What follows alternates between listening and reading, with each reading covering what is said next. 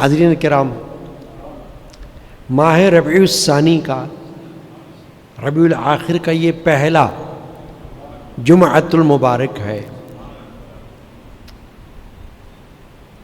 یہ مہینہ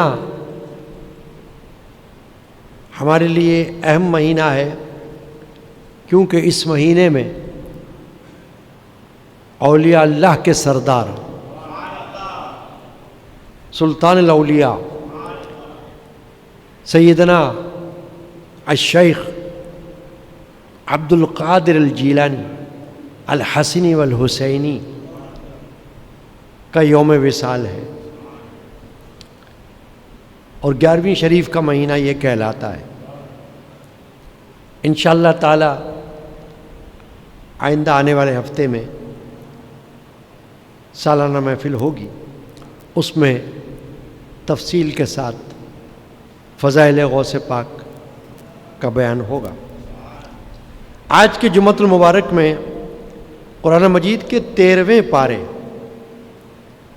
سورہ ابراہیم کی آیت نمبر 42 اور 43 کی تلاوت کا شرف اس فقیر گناہگار نے حاصل کیا۔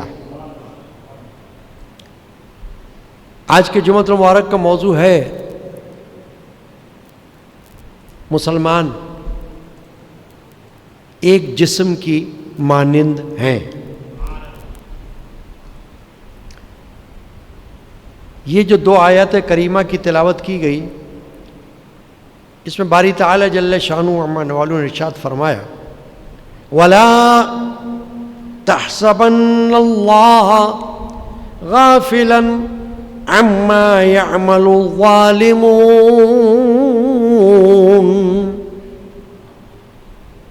اور ہرگز اللہ کو بے خبر نہ جاننا ظالموں کے کام سے۔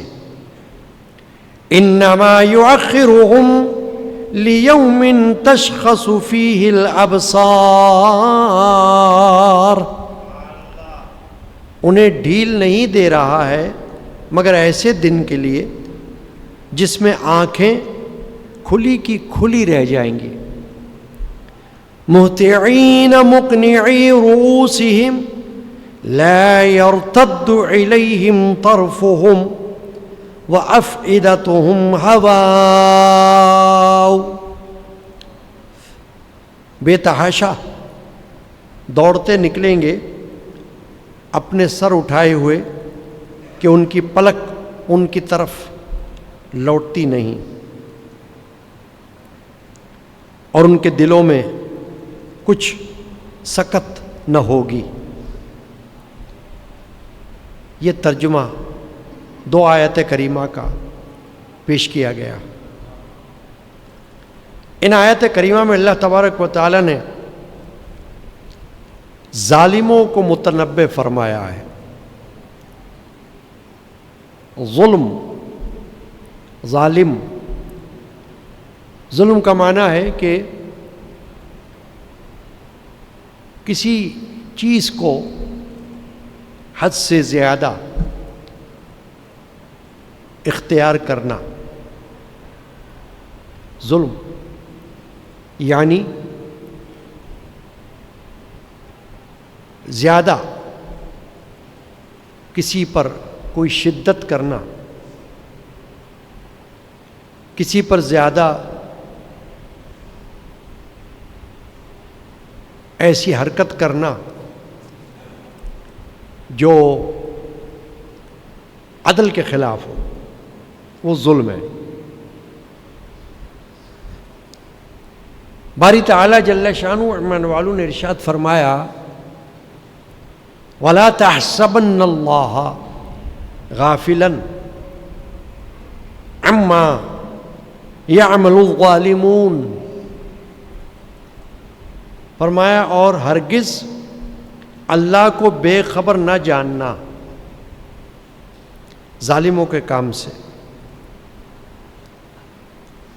اس آیت شریفہ میں جس پر ظلم کیا گیا ہو اسے اللہ نے تسلی دی ہے، ڈھارس بندھائی۔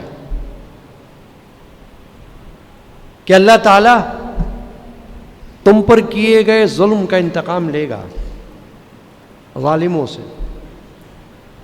ظالم چاہے ایک مسلمان کے مقابلے میں دوسرا مسلمان ہو، ایسا بھی ہو سکتا ہے.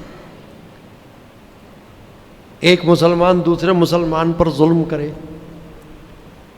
یعنی حق سے تجاوز کرے، اور ایک مسلمان پر کوئی غیر مسلم ظلم کرے، یہ بھی ظلم ہے.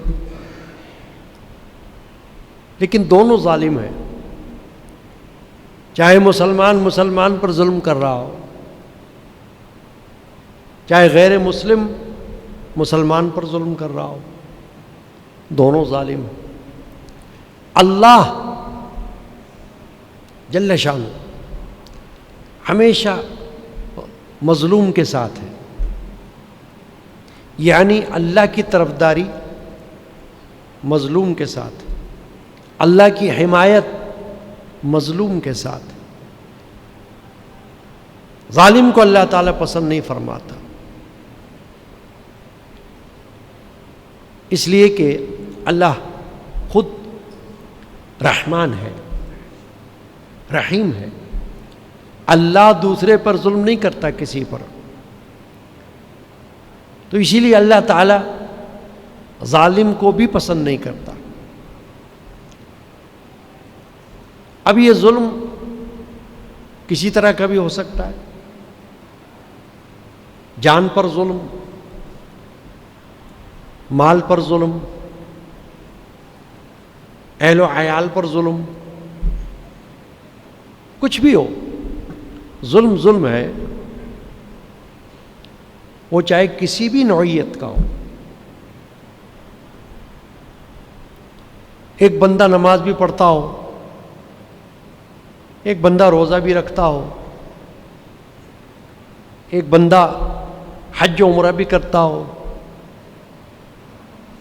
مگر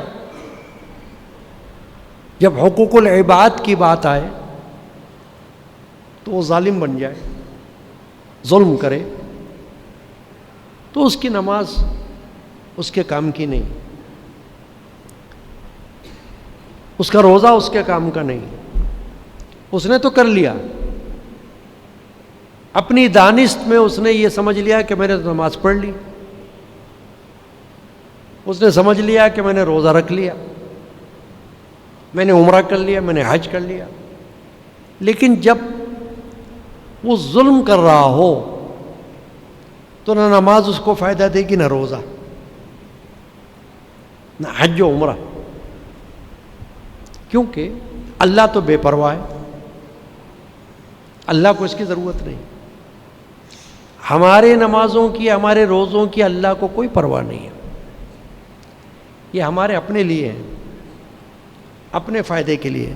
ہماری نماز ہمارے فائدے کے لیے، ہمارا روزہ ہمارے فائدے کے لیے، ہمارا حج اور عمرہ ہمارے فائدے کے لیے. اللہ تو بے نیاز ہے،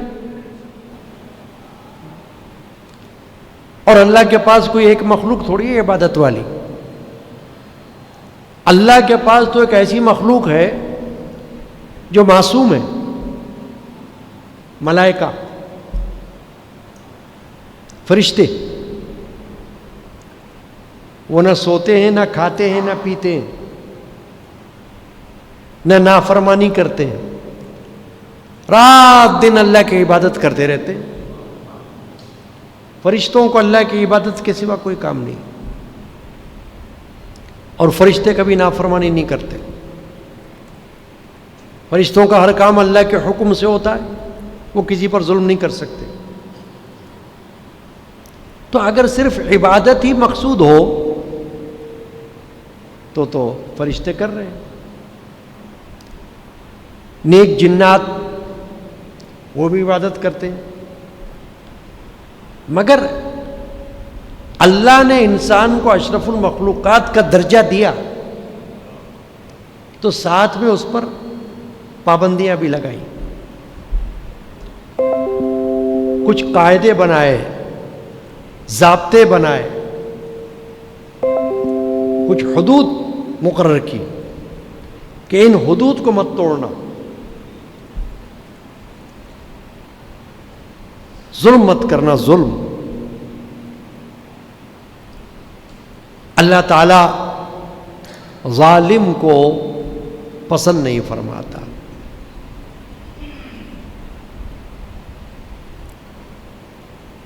قرآن مجید میں اللہ تعالیٰ نے اور جگہ بھی ارشاد فرمایا کہ اللہ تعالیٰ ظالمین کو پسند نہیں فرماتا۔ وہ ظلم کسی بھی طرح کا ہو، ہاتھ سے ہو، پیر سے ہو، زبان سے ہو، کسی طرح سے بھی ہو۔ ظلم کی کئی شکلیں، ظلم چھپ کر بھی ہو سکتا ہے اور ظلم سامنے بھی ہو سکتا ہے۔ ظلم ظلم ہے، کسی بھی طرح سے ہو، اللہ پسند نہیں فرماتا۔ خاص کر مسلمان کو اس سے بچنا چاہیے۔ نہ مرد دوسرے مرد پر ظلم کرے، نہ عورت دوسری عورت پر ظلم کرے، نہ مرد عورت پر ظلم کرے، نہ عورت مرد پر ظلم کرے۔ ظلم سے بچے، کیونکہ اللہ تعالی مظلوم کا انتقام خود لیتا ہے۔ حدیث پاک میں آیا کہ مظلوم کی آہ براہ راست عرش پر پہنچتی ہے، اس کی آہ میں کوئی رکاوٹ نہیں ہے، اس کی فریاد میں کوئی چیز مانے نہیں ہے، وہ اللہ کے پاس ڈائریکٹ جاتی ہے، اور اللہ تعالیٰ اس مظلوم کا انتقام لینے والا ہے۔ مظلوم اگرچہ خود انتقام نہ لے سکے، کیونکہ ہوتا کیا ہے، طاقتور کمزور کو دباتا ہے۔ بڑی مچھلی چھوٹی مچھلی کو کھا لیتی ہے، یہ بھی ایک قاعدہ ہے کہ بڑی مچھلی چھوٹی کو کھا لیتی ہے، چھوٹی مچھلی بڑی مچھلی کو نہیں کھا سکتی۔ سمندر میں ایسی مچھلیاں ہیں جو بڑی ہیں اور وہ چھوٹی مچھلیوں کو کھا لیتی ہیں، تو چھوٹی بیچاری کیا کرے، وہ تو نہیں کھا سکتی بڑی کو۔ مگر جب کوئی ظلم کرتا ہے تو اللہ تعالیٰ اس کو دیکھ رہا ہے۔ اسی کو یہاں اللہ نے ارشاد فرمایا، وَلَا تَحْسَبَنَّ اللَّهَ غَافِلًا عَمَّا يَعْمَلُ الظَّالِمُونَ، اور ہرگز اللہ کو بے خبر نہ جاننا ظالموں کے کام سے۔ یعنی یہ مت سمجھنا، مظلوم بھی نہ سمجھے یہ بات، اور دوسرے لوگ بھی یہ نہ سمجھیں کہ اللہ کو کیا پتہ ظلم ہو رہا ہے۔ اگر اللہ ہی کو نہیں پتا تو کس کو پتا ہوگا؟ اللہ کو تو سب سے پہلے پتا ہے۔ تو اللہ پاک نے یہ فرمایا کہ ظالم کبھی بھی یہ نہ سمجھے کہ کوئی اس کے ہاتھ کو روکنے والا نہیں، کوئی اس کے پیر کو روکنے والا نہیں۔ وہ ہاتھ سے بھی ظلم کر رہا ہے، وہ پیر سے بھی ظلم کر رہا ہے، وہ زبان سے بھی ظلم کر رہا ہے، وہ بندوق کی نوک پر ظلم کر رہا ہے، وہ بم گرا کے ظلم کر رہا ہے، کوئی بھی طریقہ ہو۔ اللہ فرماتا ہے کہ وہ اللہ کو بے خبر نہ سمجھے، بے خبر نہ جانے۔ ظالموں کے کام سے اللہ بے خبر نہیں۔ یہ قرآن ہے نا، یہ جو میں نے آیت شریفہ پڑھی ہے، وَلَا تَحْسَبَنَّ اللَّهَ غَافِلًا عَمَّا يَعْمَلُ الظَّالِمُونَ۔ صاف اللہ نے فرما دیا کہ اللہ کو ظالموں کے کام سے بے خبر مت سمجھنا۔ اللہ باخبر ہے، دیکھ رہا ہے، وہ سمیع ہے، سننے والا، وہ بصیر ہے، دیکھنے والا۔ تو اسے بے خبر مت سمجھو. انما یؤخرہم لیوم تشخص فیہ الابصار. اللہ فرماتا ہے کہ انہیں ڈھیل دے رہا ہے اللہ ایسے دن کے لیے جس میں ان کی آنکھیں کھلی رہ جائیں گی، پھٹی ہوئی رہ جائیں گی. قیامت کے دن میدان محشر میں جب خوف ہوگا، گھبراہٹ کا دن ہوگا، پریشانی کا دن ہوگا، پسینے چھوٹ رہے ہوں گے، فرمایا اس دن ان کی آنکھیں کھلی کے کھلی رہ جائیں گی ظالموں کی. اس دن اپنے ظلم کا بدلہ دیکھ لیں گے وہاں. اور اللہ چاہے تو اس دنیا میں بھی بدلہ دیتا ہے. ظالم کو اللہ تعالیٰ اس دنیا میں بھی نہیں چھوڑتا، کہیں نہ کہیں وہ اللہ کی پکڑ میں آتا ہے، گرفت میں آ جاتا ہے. لیکن یہ دنیا ہے، کبھی کبھی ایسا لگتا ہے کہ کسی نے بے گناہ قتل کیا، بھاگ گیا، پکڑا نہیں گیا. کسی نے چوری کی، فرار ہو گیا، گرفتار نہیں ہوا. کسی نے پیسہ لوٹا، بھاگ گیا، کوئی اس کو پکڑ نہ سکا، یعنی نکل گیا، جان بچا لی اس نے. تو یہ دنیا میں ممکن ہے، اس دنیا میں. کیوں؟ اس لیے ممکن ہے کہ یہ دنیا دار العمل ہے، یہ عمل کرنے کی جگہ ہے، کیے جاؤ، جو کرنا ہے کر لو. دار الجزا وہ آخرت ہے،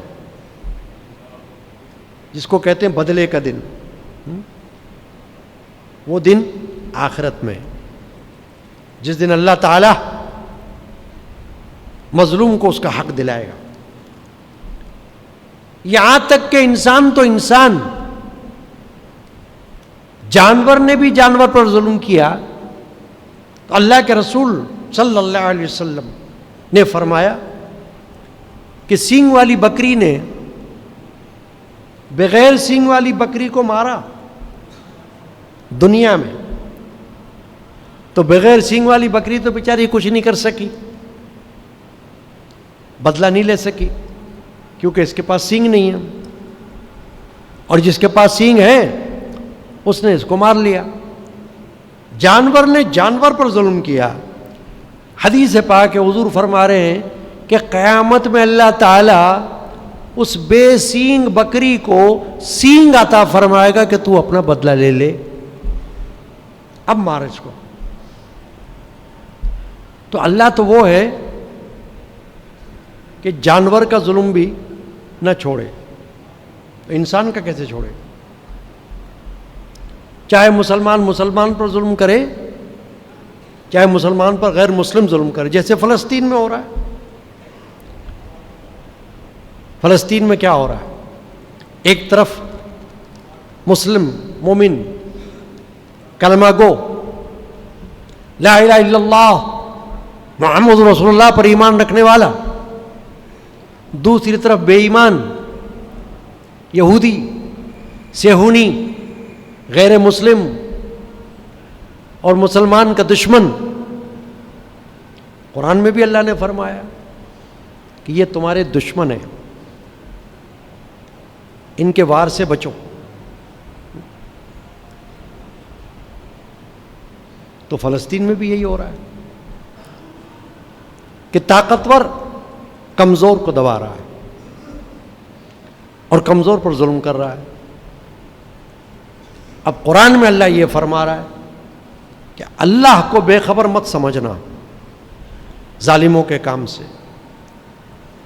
وَلَا تَحْسَبُنَّ اللَّهَ غَافِلًا عَمَّا يَعْمَلُ الظَّالِمُونَ. یہ ظالم جو کچھ کر رہے ہیں کسی کو معلوم ہو کہ نہ معلوم ہو، مگر اللہ کو معلوم ہے. تو اللہ نے اس کو مؤخر کیا ہوا ہے، اس بدلے کو. انما یؤخرہم فرمایا اللہ نے مؤخر کر دیا انتقام کو. کس دن کے لیے؟ لیوم، اس دن کے لیے، تشخص فیہ الابصار، کہ جس دن آنکھیں کھلی رہ جائیں گی، پھٹی ہوئی رہ جائیں گی، پتہ چل جائے گا آٹے دال کا بھاؤ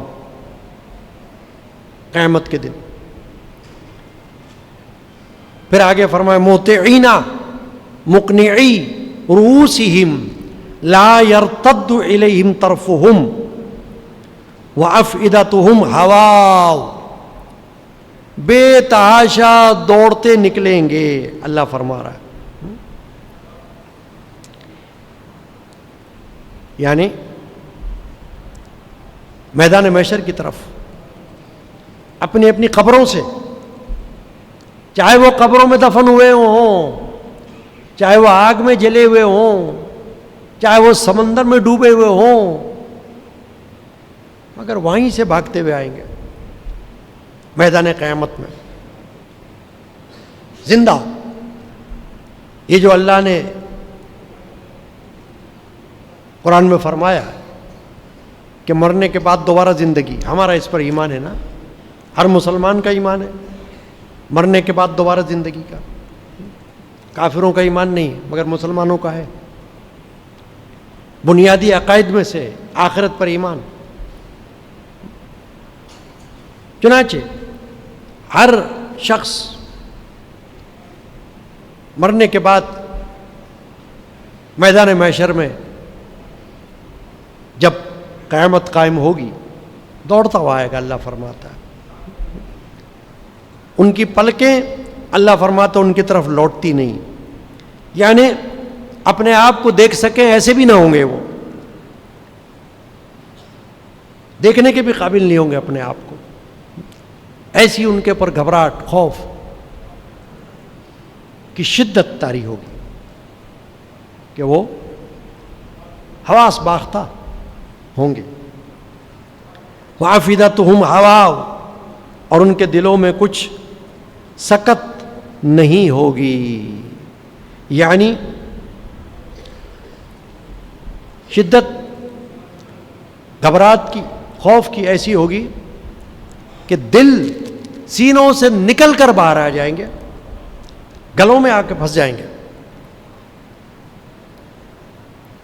سر ان کے اوپر اٹھے ہوئے ہوں گے، آنکھیں کھلی کی کھلی رہ جائیں گی، اور دل اپنی جگہ پر برقرار نہیں رہ سکیں گے، ایسا عالم ہوگا۔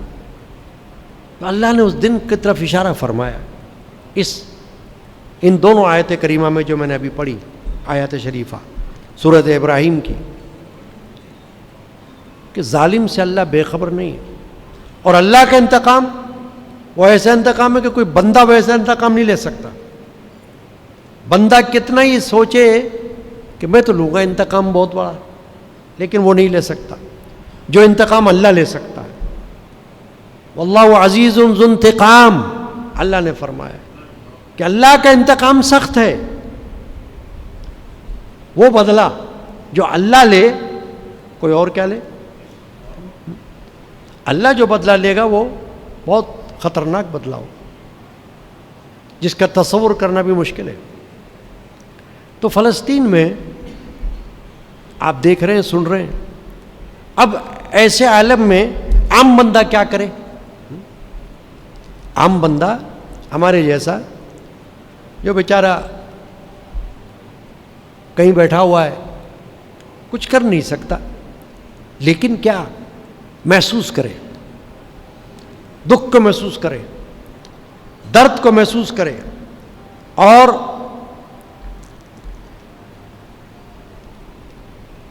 جو ظلم دنیا میں ہو رہا ہے اس کو دیکھے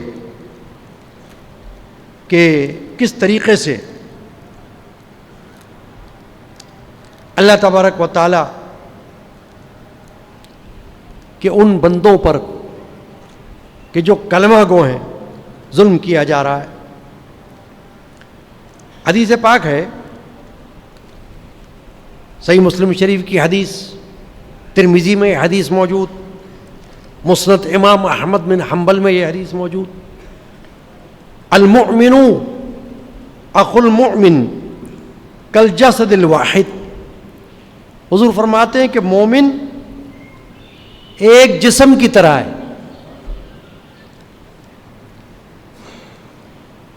مومن مومن کا بھائی ہے، ایمان والا ایمان والے کا بھائی ہے، اور ایک جسم کی طرح ہے. حضور نے فرمایا کہ اگر جسم کے کسی حصے میں کوئی تکلیف ہوتی ہے تو اس کا درد تمام بدن میں محسوس ہوتا ہے. ایسا ہوتا ہے نا، یہ حدیث میں فرمایا حضور نے.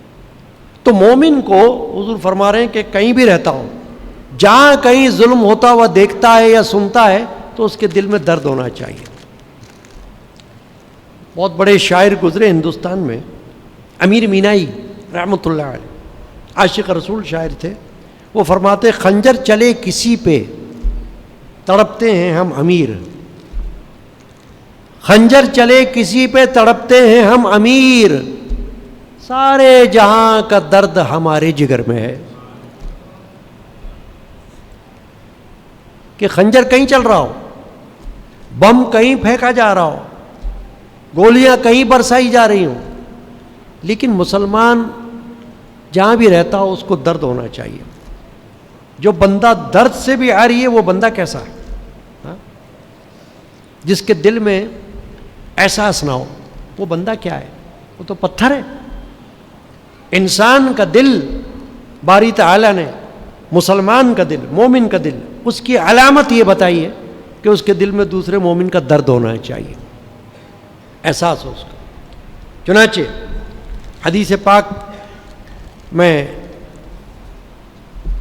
ایک آدھ اور بیان کر کے گفتگو ختم کر رہا ہوں. صحیح مسلم شریف میں حضرت امام مسلم نے باب باندھا ہے، تراحم المؤمنین وتعاطفتہم وتعاضدہم، مومنین کی ایک دوسرے کے ساتھ محبت اور اتحاد. یہ باب کا نام ہے، چیپٹر کا نام ہے، جس میں وہ حدیثیں انہوں نے لائی کہ مومن کو مومن کے ساتھ کیسا درد رکھنا چاہیے. تو انہوں نے ایک حدیث بیان کی ہے، حضرت ابو موسیٰ رضی اللہ تعالی عنہ سے کہ رسول اللہ صلی اللہ علیہ وسلم نے فرمایا ایک مسلمان دوسرے مسلمان کے لیے عمارت کی طرح ہے، جس طرح ایک اینٹ دوسری اینٹ کو مضبوط کرتی ہے. دیوار بنائی جاتی ہے نا جب، تو ایک اینٹ دوسرے اینٹ کو پکڑ لیتی ہے، تھامتی ہے، سیمنٹ کے ساتھ اس کو مضبوط کیا جاتا ہے. تو اس سے کیا معلوم ہوا حدیث پاک کو سن کر؟ اس طرح کی اور بھی حدیثیں ہیں، وقت کی کمی کے باعث بیان نہیں کی جا سکتی، مگر مطلب یہ ہے کہ اللہ نے اور اللہ کے رسول نے یہ فرمایا کہ مومن کو دوسرے مومن کے لیے جذبات دل کے اندر ایسے رکھنے چاہیے جس کو کہتے درد والے، سوز والے، ہمدردی والے، محبت والے، کہ اور کچھ نہ کر سکے تو کم از کم یہ تو کرے. جیسے حدیث پاک ہے کہ اگر برائی دیکھو تو ہاتھ سے روکو، نہیں روک سکتے تو زبان سے روکو، اور زبان سے بھی نہیں روک سکتے تو اللہ کے رسول نے فرمایا کہ دل میں برا سمجھو. اب اگر کوئی دل میں برا سمجھنے سے بھی پیدل ہو تو پھر کیسا بندہ ہو؟ کم از کم اتنا تو کرے کہ دل میں برا جانے. اب یہ تو مسلمان ممالک جو ہیں یہ ان کا کام ہے کہ فلسطین کے مسلمانوں کے ساتھ یکجہتی کا ثبوت دیں. بہت سے عرب ممالک ہیں جو مسلمان ہیں، بڑی طاقتیں ہیں، بہت مال ہے ان کے پاس، اللہ نے دیا ہوا ہے، بہت عیش کر رہے ہیں. تو یہ تو ہم جیسوں کا کام نہیں، یہ بڑے ممالک کا کام ہے کہ وہ آواز اٹھائیں ظلم کے خلاف اور یک زبان ہو جائیں، یک آواز ہو جائیں اور للکاریں. دین کی دشمن قوتوں، اسلام دشمن قوتوں للکاریں، لیکن غیرت ہو تو یہی تو رونا ہے. تو اللہ تعالیٰ سے دعا ہے کہ اللہ پاک جو کچھ ظلم ابھی آپ نے آیت کریمہ میں سن لیا نا کہ اللہ نے فرما دیا ہے کہ اللہ کو بے خبر مت سمجھنا ظلم سے.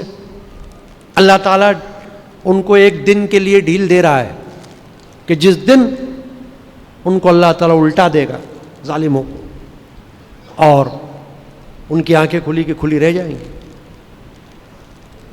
تو اللہ سے دعا ہے کہ اللہ تبارک و تعالیٰ فلسطین میں جو ظلم ہو رہا ہے، اور آپ دیکھیں کہ دین کی، اسلام کی دشمن قوت کے ساتھ دوسری قوتیں کھڑی ہو جاتی ہیں. اگر اسرائیل ہے ملک اور اسرائیل حکومت، تو اس کے ساتھ امریکہ کھڑا ہو جاتا ہے. کیوں؟ کہ دونوں کا مفاد ایک جیسا ہے، دونوں اندر سے اسلام دشمن ہیں، تو وہ آپس میں دوست بن جاتے ہیں. اب جو مسلمان ممالک ہیں، یہ ان کا فریضہ ہے کہ وہ بھی آپس میں ایک دوسرے کے ساتھ مل کر کھڑے ہو جائیں اور للکاریں، آگے بڑھیں، اور اللہ تعالیٰ ان کو ایسی ہدایت دے، اللہ تعالیٰ ان کو ایسا جذبہ دے. یہ بات اللہ پاک فلسطین کے مسلمانوں کی مدد فرمائے. صلی اللہ تعالی علی محمد وعلی آلہ وصحبہ اجمعین.